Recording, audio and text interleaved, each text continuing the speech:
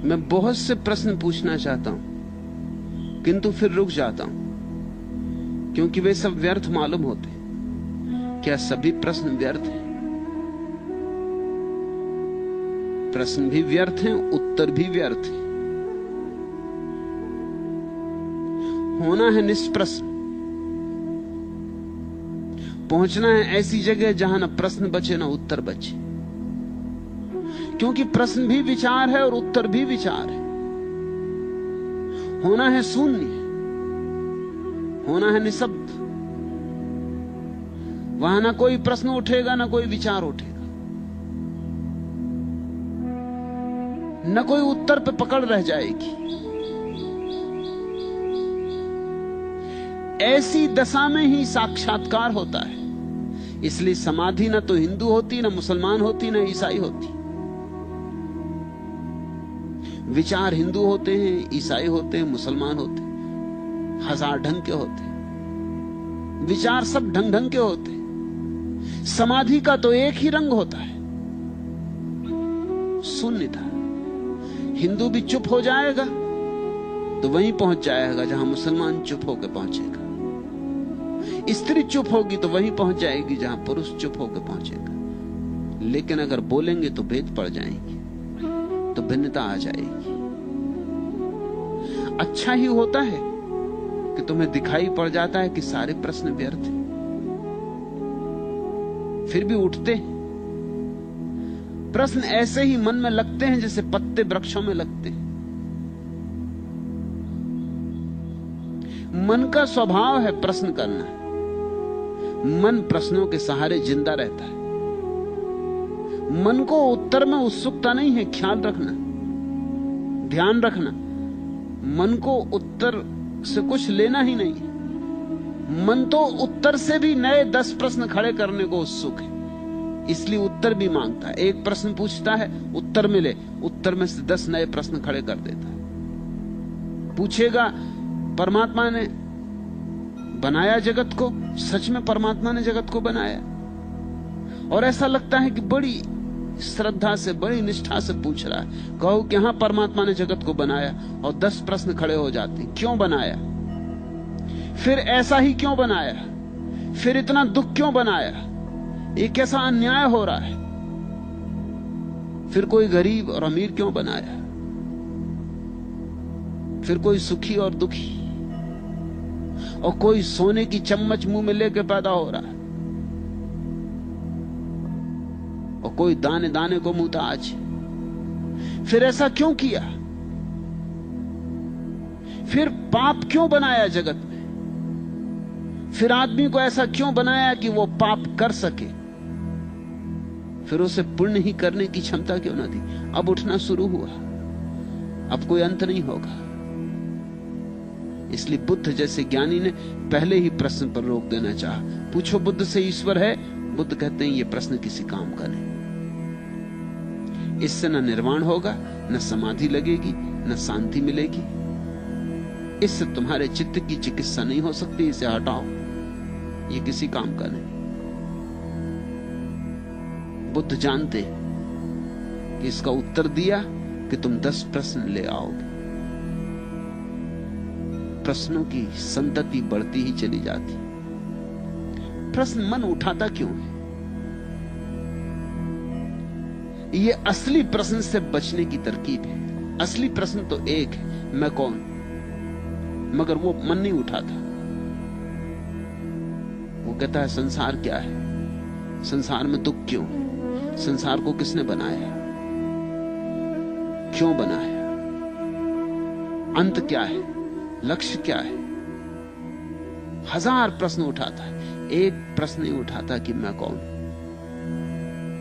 महर्षि रमन के पास जब भी कोई जाता था, कोई भी प्रश्न लेके जाए, वो कहते, छोड़ो ये, असली प्रश्न पूछो। लोगों की समझ में ही ना आता कि असली प्रश्न क्या है। तो लोग पूछते, आप ही बता दें असली प्रश्न क्या? तो वो तो एक ही प्रश्न था असली, मैं कौन। तो लोग कहते, चलो यही पूछते हैं कि मैं कौन हूं। तो वो कहते, मुझसे मत पूछो, असली प्रश्न दूसरे से नहीं पूछा जा सकता। आंखें बंद करो, दोहराओ भीतर कि मैं कौन। झूठे प्रश्न दूसरे से पूछे जा सकते, झूठे ही हैं, किसी से भी पूछ लिए। असली प्रश्न तो अपने से ही पूछा जा सकता है, अपने ही अंतरतम गुंजाना होता है, अपने ही भीतर और भीतर और भीतर खोदते जाना होता है। एक सवाल है कि क्या ख्याल है सच और क्या झूठ है वास्तव। एक और सवाल है कि क्या बवाल है बर्दाश्त करना और क्या चोट पहुंचाना, खत्म करना है बवालों को। एक और सवाल है कि पहले और दूसरे सवालों में से कौन सा है पहला। क्या ये दोनों ही सवाल न पहले हैं न दूसरे? ये सवाल ही नहीं, हमारी कमजोरी, हमारी बेईमानी, हमारी चोरी। किस बात की चोरी? हम असली सवाल को छिपा रहे हैं धुआं उठा के। हजार सवालों का जाल खड़ा करके हम असली सवाल को भुला रहे हैं। हम अपने को उलझा रखना चाहते हैं ताकि असली सवाल न पूछना पड़े। असली सवाल पीड़ादायी है, भाले की तरह चुभेगा छाती में जब पूछोगे मैं कौन। क्योंकि तुमने तो मान ही लिया है कि तुम्हें पता है। हर एक मान के बैठा है कि मुझे पता है कि मैं कौन हूं। ये भी कोई पूछने की बात है? तुम तो जानते ही हो तुम्हारा नाम, पता, ठिकाना। और क्या चाहिए? तुम्हें पता है तुम गोरे हो कि काले हो, हिंदू हो कि मुसलमान हो, हिंदुस्तानी कि पाकिस्तानी। तुम्हें सब पता है, तुम्हारे पिता का नाम, पिता के पिता का नाम, तुम्हारा घर, सब तुम्हें पता है। तुम्हारा धंधा, तुम्हारी शिक्षा, दीक्षा, सब तुम्हें पता। और क्या चाहिए? और इसमें से कुछ भी तुम नहीं हो। ना तो तुम्हारी शिक्षा तुम हो, ना तुम्हारी दीक्षा तुम हो, ना तुम्हारी संस्कृति, ना तुम्हारी सभ्यता, ना तुम्हारा समाज। तुम इस सब से अतीत हो, इस सब के पार हो। तुम शुद्ध चैतन्य हो, तुम सच्चिदानंद हो। उसे किसी विशेषण में बांधा नहीं जा सकता। तुम तो दर्पण हो। इस दर्पण में जो प्रतिबिंब बनते हैं वे प्रतिबिंब तुम नहीं हो। और जितनी चीजों को तुमने समझ रखा है कि यह मैं हूं, ये सब प्रतिबिंब है। अभी दर्पण की तुम्हें पहचान ही नहीं आई। जब तुम दर्पण को जानोगे, पहचानोगे, चकित हो जाओगे, विमुक्त हो जाओगे। ऐसे रस में डूबोगे कि फिर कभी उसके बाहर ना आ सकोगे। प्रश्न तो सब व्यर्थ है, सिर्फ एक प्रश्न को छोड़कर। और उत्तर भी सभी व्यर्थ हैं, सिर्फ एक उत्तर को छोड़कर। लेकिन वह प्रश्न और वह उत्तर तुम्हारे भीतर घटना है। बाहर से कोई उत्तर नहीं मिल सकता। मैं कह रहा हूं कि सच्चिदानंद हो तुम, लेकिन इससे क्या होगा? तुमने सुन भी लिया, हुआ क्या? परसों रात फ्रांस से आई एक महिला को मैं कुछ कह रहा था। दुखी थी, उदास थी। कह रही थी कि कभी कभी सुख भी होता है, लेकिन अधिकतर तो मैं उदास ही रहती हूं। कभी कभी ठीक लगता है, बस कभी कभी, ज्यादातर तो सब ऐसा व्यर्थ लगता है। मैं क्या करूं? तो उसे मैंने कहा कि मैं तुझे एक सूफी कहानी कहता हूं। मैंने कहानी शुरू की थी, 2 ही पंक्तियां कही थी। उसने कहा कि यह कहानी मुझे मालूम। मैंने कहा अगर ये कहानी तुझे मालूम, सच में तुझे मालूम, तो फिर उदास क्यों? वो थोड़ी चौंकी, क्योंकि कहानी मालूम होने से उदास होने का क्या संबंध हो सकता है। तो फिर मैंने कहा तू फिर से सुन, तुझे कहानी मालूम नहीं। तूने सुनी होगी, पढ़ी होगी, लेकिन कहानी को जीना पड़ेगा। पढ़ने और सुनने से क्या होगा? कहानी तो छोटी सी है, विख्यात है, तुम में से भी बहुतों को पता होगी। लेकिन फिर भी मैं कहता हूं पता तभी होगी जब तुम जियोगे। कहानी में उससे कह रहा था कि एक सम्राट ने अपने स्वर्णकार को बुलाया, सुनार को बुलाया और कहा मेरे लिए एक सोने का छल्ला बना और उसमें एक ऐसी पंक्ति लिख दे जो मुझे हर घड़ी में काम आए, दुख हो तो काम आए, सुख हो तो काम आए। सुनार ने छल्ला तो बनाया, सुंदर छल्ला बनाया, हीरा जड़ा, लेकिन बड़ी मुश्किल में पड़ा था कि ऐसा वचन कैसे लिखूं उसमें जो हर वक्त काम आए। कुछ भी लिखूंगा वो किसी समय काम आ सकता है, किसी खास घड़ी में, किसी संदर्भ में, लेकिन हर घड़ी में, जीवन के हर संदर्भ में काम आए ऐसा वचन कहां से लिखूं, कैसे लिखूं? वो पागल हुआ जा रहा था। फिर उसे याद आया, एक फकीर गांव में आया है, उससे पूछ ले। फकीर के पास गया, फकीर ने कहा इसमें कुछ खास बात नहीं, तू जा इतना लिख दे, दिस टू विल पास, यह भी बीत जाएगा। और सम्राट को कह देना कि जब भी कोई भी घड़ी हो और तुम परेशान हो, खुश हो, दुखी हो, इस छल्ले में लिखे वचन को पढ़ लेना, वो काम पड़ेगा। और वो काम पड़ा।